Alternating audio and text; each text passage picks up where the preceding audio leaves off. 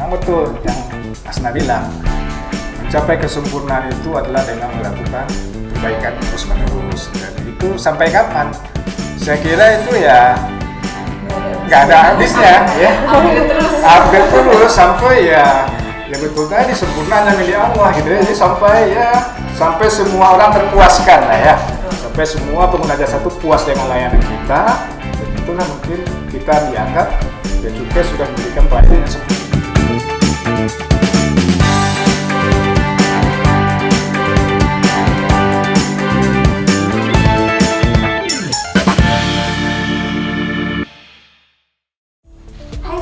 Kembali lagi bersama Pekarus Talk. Nah, kali ini Sobat BC masih bersama dengan kami di program penguatan integritas. Nah, kali ini di program penguatan integritas kali ini Asna, kita akan membahas mengenai nilai-nilai Kementerian Keuangan, khususnya mengenai kesempurnaan. Nah, ngobrol-ngobrol, kita kan mau ngobrol-ngobrol nih tentang nilai Kementerian Keuangan kesempurnaan. Nah, kita udah kedatangan narasumber yang gak kalah seru dari narasumber sebelumnya. Kita udah kedatangan salah satu kepala seksi nih, Kepala Seksi Binaka dan Pendidikan, Pak Hengki. Selamat siang. Apa kabar Pak Hengki? Alhamdulillah sehat. Asna gimana kabar? Alhamdulillah. Sehat nih Pak. Sehat semua ya. Siap. Mudah-mudahan selalu kita diberkahi nikmat sehat oleh Allah SWT ya. Amin. Oke Pak, mungkin sebagai intro kita memulai obrolan kita hari ini nih Pak. Seperti kita tahu kalau nilai-nilai kementerian itu ada 5 ya Pak ya. Di antaranya itu kita akan membahas mengenai kesempurnaan itu sendiri. Mungkin sebagai orang awam nih ya Pak ya, bisa dibilang sulit untuk mencapai kesempurnaan itu sendiri, karena bisa kita tahu manusia mungkin tempatnya salah gitu ya Pak ya. Sempurna. Betul. Karena kesempurnaan itu sebenarnya milik Tuhan itu sendiri ya Pak ya. Iya betul. Mungkin kita langsung masuk ke intinya. Sepertinya gimana sih menurut Bapak itu makna dari kesempurnaan itu sendiri? Sempurna ya. Siap. Memang betul. Kalau dari sisi agama kita lihat, memang kesempurnaan hanya milik Allah SWT. Kita makhluk ciptaannya tidak ada yang sempurna, ya. Paling kita cuma bisa mendekati sempurna. Nah, kalau kita bicara kesempurnaan,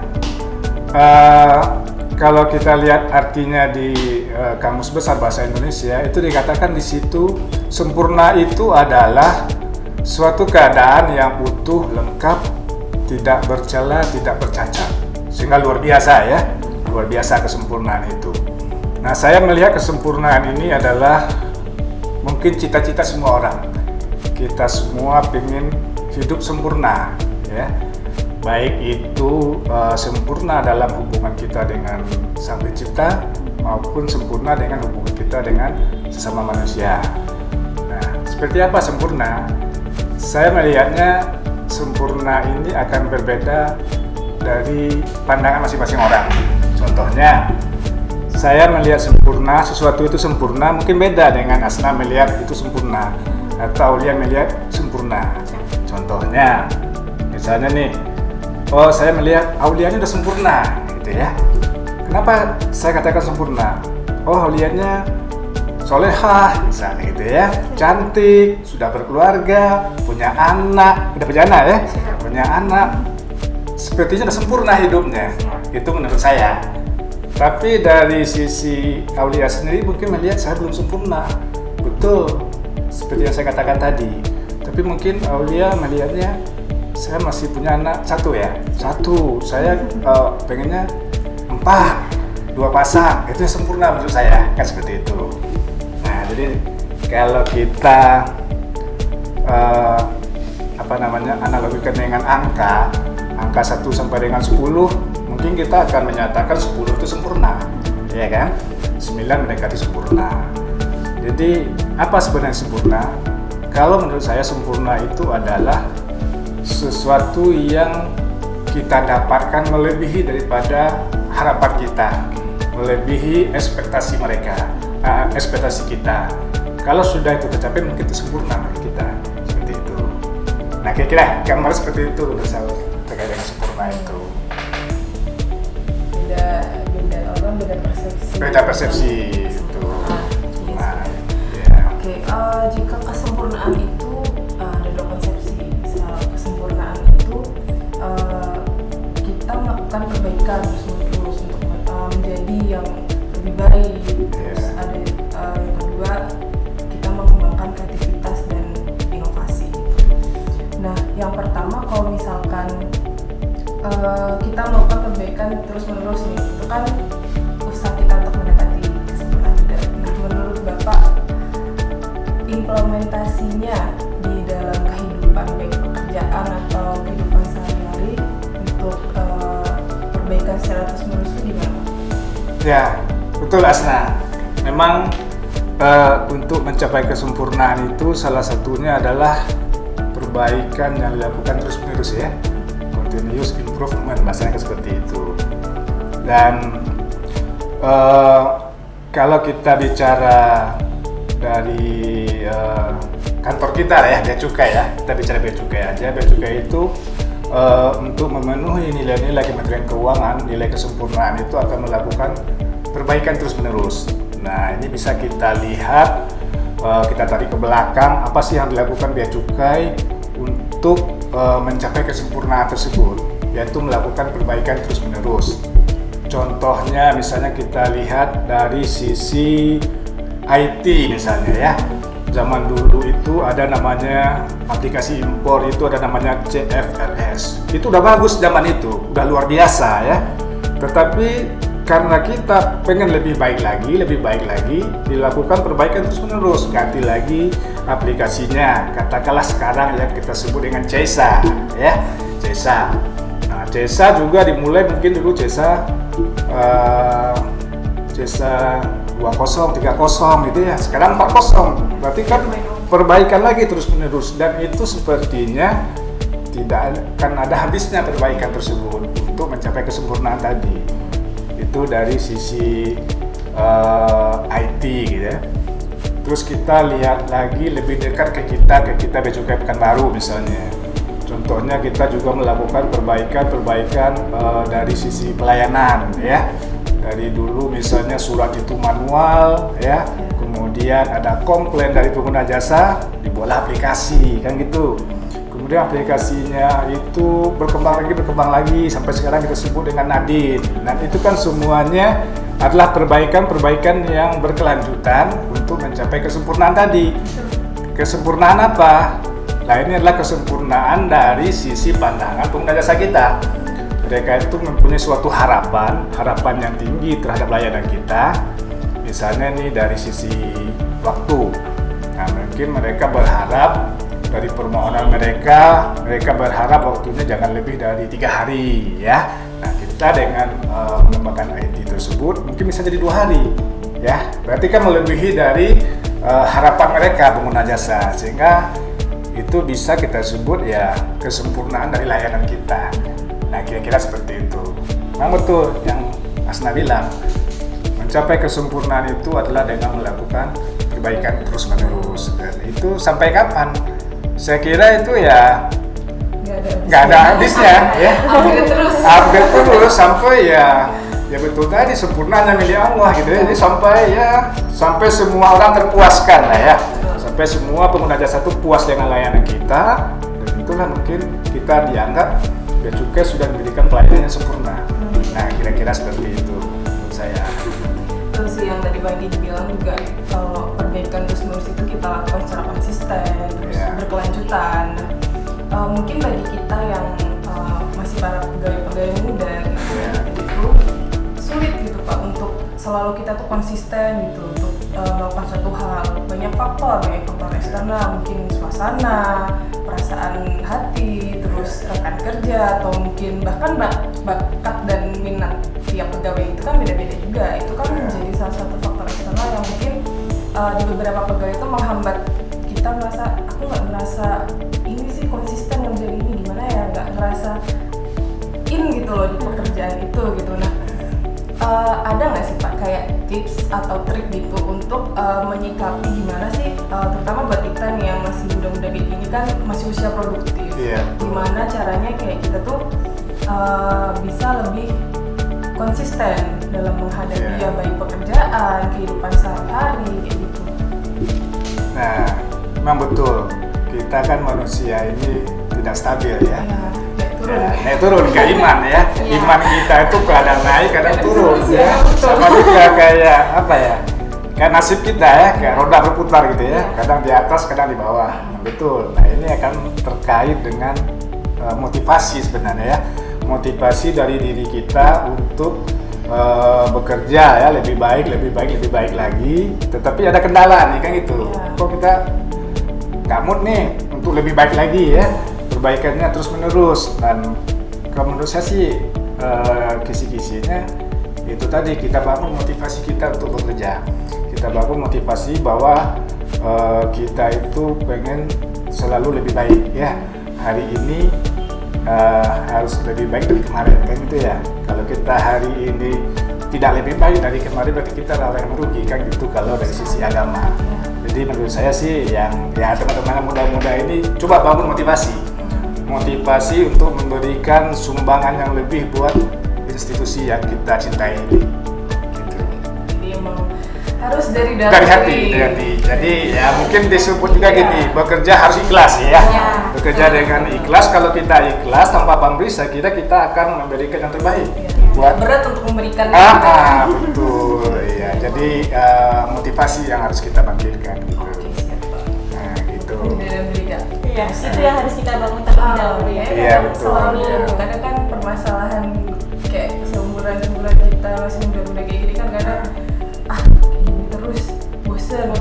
Nggak bisa gitu dia konsisten dalam satu kerjaan, nggak bisa secara sepenuhnya gitu untuk Jadi nggak all out gitu ya. Jadi Iya. kayak merasakan ya benar sih kata Pak, kayak emang kita kan kadang ada naik turunnya, ada lagi seneng mungkin jadi kerja terusnya enak, terus tapi kadang kalau lagi sedih juga lagi Iya. nggak enak buatnya buat Iya. kerja kayak gitu kan Pak. Betul. Jadi ya mungkin bisa disebut juga bagaimana kita mengelola diri kita sendiri ya. Mengelola diri sendiri, mengelola stres ya. Itu kata-kata teori manajemen stres ya. Supaya stres kita itu bisa kita kelola sehingga tidak merusak kinerja kita. Ya. Tidak merusak inovasi kita untuk bekerja lebih baik lagi. Gitu. Menyalurkan stres pada tempat.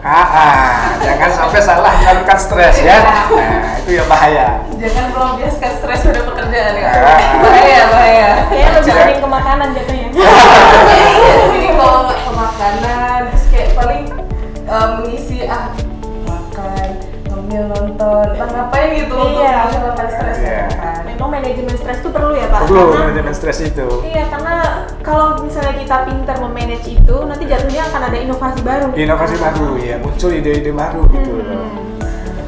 Mungkin berbicara tentang inovasi nih Pak, Iya. karena dia bisa dibilang berkaitan erat dengan tadi perbaikan secara terus-menerus Iya. dan kaitannya dengan inovasi. Inovasi betul. Kira-kira baiknya bagaimana sih implementasi dari inovasi itu sendiri untuk dapat diterapkan ke kegiatan kita sehari-hari dalam pekerjaan itu Pak? Ya betul Ali ya. Tadi kan disampaikan bahwa untuk mencapai kesempurnaan itu dua hal tadi ya. Tadi perbaikan terus-menerus, kemudian inovasi. Nah, kalau inovasi apa? Berarti kita akan melakukan sesuatu yang baru ya, sesuatu yang baru untuk mencapai target tadi, target yang apa namanya, yang diharapkan lebih tinggi tadi. Nah, contohnya inovasi apa? Ya kita kembali nih ke kantor kita. Contohnya kemarin ada yang namanya aplikasi Si Pintar gitu. Itu kan inovasi, inovasi dari teman-teman semuanya dengan cara mengumpulkan semua peraturan-peraturan sehingga kita semua nggak sulit lagi mencari peraturan. Kalau dulu kan kita browsing di Google ya, ketemulah di website mana gitu. Nah sekarang dari handphone kita ya kan, punya kita sendiri. Ya. Nah kita sendiri kita bisa download di situ peraturan-peraturan. Kemudian inovasi juga pernah di kantor kita yang kita sebut kemarin Sinamot itu. Oh iya. Nah itu inovasi juga, inovasi dari teman-teman semua untuk mempercepat, mempermudah pelayanan sehingga diharapkan pengguna jasa kita itu puas dengan layanan kita, melebihi dari harapan mereka. Nah itu kan gunanya inovasi untuk mencapai kesempurnaan tadi. Jadi memang ya yang melakukan inovasi ini dan perbaikan terus-menerus ini tidak hanya kita, bea cukai semuanya melakukan itu. Baik itu perusahaan ya, perusahaan kita bisa lihat ini, perusahaan ini kan persaingan sangat ketat ya, kompetitornya banyak. Kalau mereka tidak melakukan inovasi, mereka akan kalah, kayak gitu. Mereka akan kalah. Contohnya misalnya kita lihat iPhone ya. Nah, kemarin kita dengar ada iPhone baru lagi, iPhone 13. Itu kan perbaikan terus-menerus sebenarnya. Mulai dari iPhone 1 sampai 13. Gak ada habisnya kan? Upgrade terus. Upgrade terus. Nah, bahkan baru launching yang iPhone 13 kata sudah ada yang iPhone 14. Ya kan? Berarti kan nggak berhenti itu perbaikannya ya. Nah, perbaikannya apa? Ada inovasi baru di situ. Ya, misalnya mungkin yang iPhone 14 nanti kameranya 4 kan gitu. Nah, Jadi di semuanya itu pasti akan melakukan perbaikan terus-menerus dan inovasi untuk mencapai cita-citanya, tujuannya yang ingin diraih gitu. Dan kita pribadi pun juga harus seperti itu. Kita juga melakukan perbaikan terus-menerus, inovasi supaya kita jadi manusia yang sempurna ya, mendekati sempurna kan gitu. Berusaha semaksimal mungkin. Berusaha semaksimal mungkin bagaimana kita menjadi manusia yang sempurna, baik itu sempurna di mata Tuhan maupun sempurna di mata sesama ya, sesama manusia. Oh ini Asnari sempurna itu kan di mata orang, itu juga sebaiknya sempurna di mata Tuhan gitu. Nah mungkin kalau kita memang ada usaha nih, bisa dibilang kita ada usaha, kita ada kemauan untuk dapat berinovasi, berkarya sama-sama. Tapi tidak memungkiri di samping itu kita juga butuh dukungan nih Pak, dari dukungan. Gimana sih Pak, semisal saya ambil contoh dijulitin gitu ya, kalau sekarang banyak dijulitin gitu Pak, ada yang mengkritik tapi tanpa solusi. Nah kira-kira gimana sih Pak cara menghadapi lingkungan yang mungkin mereka tujuannya membangun ya, cuman tanpa memberikan solusi. Jadi kita kayak kadang, aduh malas banget. Jadi malas gitu ya, berinovasi jadi malas kayak gitu ya. Ya, memang benar Aulia. Manusia itu memang kodratnya suka mengkritik, kayak gitu ya. Ya, kalau kritiknya itu kritik yang membangun, ada solusi, itu alhamdulillah bermanfaat bagi kita. Tapi memang banyak kritik itu cuma asal-asal aja menjatuhkan mental orang untuk berinovasi tadi, gitu ya. Nah, kalau menurut saya, ketika kita punya ide-ide baru, gagasan baru, inovasi baru, kita jangan melihat, oh nanti orang mau bilang apa gitu. Jangan. Jadi kita laksanakan dulu. Kita laksanakan dulu, jangan lihat kiri kanan kita. Oh nanti orang akan berkomentar seperti ini gitu. Kita laksanakan dulu, kita buat dulu, katakanlah kita mau inovasi aplikasi atau apa, kita bikin jadi dulu ya. Kita harus tanamkan di pikiran kita, ini aplikasi akan jadi dan akan menggemparkan ini ya gitu. Jangan lihat, wah nanti orang akan bilang ini, laksanakan dulu. Suatu saat ketika kita sudah buat suatu inovasi itu, dunia akan mengakuinya gitu. Ini yang luar biasa menurut saya.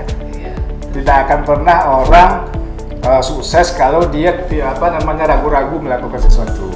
Orang sukses itu kalau saya baca ya itu mereka lakukan dulu, coba dulu, jangan lihat kiri kanan dulu, nanti dunia akan kagum sendiri gitu. Banyak hal itu terjadi. Contohnya misalnya kayak ya terakhir ini kan lagi top ya e-commerce gitu ya. Yang pertama apa di YouTube kan ada tuh. Nah, mungkin dulu itu orang akan menertawakan dia, siapa yang mau beli barang online cuma dia foto doang, terus kita kirim duit, ya nanti kalau dikirim barangnya, kalau barangnya bagus, barang bagus itu ya kan, iya pasti orang banyak berkomentar seperti itu. Tapi yang bikin itu kan dia nggak melihat itu, dia bikin juga kan, dia laksanakan, dia coba itu kan, e-commerce itu, marketplace itu. Dan sekarang apa yang terjadi? Itu booming sekarang, dan orang lain mengikuti itu, bikin lagi yang baru. Nah itu sebenarnya. Kalau yang pertama yang pelopornya itu memikirkan nanti orang bilang apa, ya nggak akan jadi. Begitu juga dengan kita ya, ikut kita lebih kecil, silahkan mari kita melakukan inovasi untuk kemajuan kantor kita. Dan jangan pernah lihat, nanti pimpinan akan bilang ini, enggak. Jadiin dulu, nanti orang akan kagum dengan inovasi itu. Seperti itu. Berarti secara nggak langsung kita juga perlu berani ya Pak? Berani gitu ya. Jadi berani mencoba. Soalnya emang sih kayak kita ingin memberikan sesuatu yang baru, kita mau berinovasi, mau berkreasi itu pasti nggak sedikit juga yang mikir gimana ya, aku takutin nanti kedepannya, mestinya dia udah khawatir Udah khawatir dengan duluan, komentar nanti Iya. akan dia terima dibandingkan Iya. dia mau coba aja dulu gitu kan. Lebih banyak orang yang seperti itu. Tapi memang kita satu butuh keberanian dari dalam diri kita dulu. Iya. Nah, jadi udah tutup pintu aja. Iya. Jadi nanti setelah kita udah ada hasilnya, orang-orang juga baru bakal mengakui ya. Baru orang kayak bilang, gini ya. baru orang bilang gini, ya kan? Iya, sebelumnya orang bilang, alah, Iya, gitu. nyepelekan gitu. Nyepelekan gitu. Nah, kalau udah jadi, nanti di launching sama kantor ya, baru orang bilang, ini, Iya. gitu. Sekali, Pak. Iya. Wah, oke Sobat BC. Jadi itu tadi perbincangan kita tentang nilai Kementerian Keuangan, nilai kesempurnaan. Semoga dengan adanya obrolan santai kita pada sore hari ini sedikit banyak memberikan pengetahuan tentang nilai-nilai Kementerian Keuangan, khususnya nilai kesempurnaan. Nah, terima kasih banyak buat Hengki yang sudah bersedia untuk meluangkan waktunya ngobrol bersama Iya. kita tentang nilai Kementerian Keuangan pada sore hari ini. Sangat banyak ya Iya, mungkin dari obrolan banyak kita. sekali pesan dan trik tips untuk kita membangun diri kita juga, mencoba untuk berani, improve, konsisten. Nah, semoga dengan adanya podcast kita kali ini banyak yang bisa mengambil lah inti positifnya dari obrolan kita sehari ini. Nah, gak lupa kita selalu menjaga protokol kesehatan ya, jangan sampai lengah, nanti takut ada gelombang selanjutnya. Jangan sampai ya ada gelombang selanjutnya lagi kayaknya. Dan yang kemarin yang terakhir. Iya, cukup yang kemarin aja jangan ada lagi. Oke, jadi saya Asna dan rekan saya Kak Aul bersama Pak Hengki pamit pada sore hari ini. Terima kasih sudah menonton.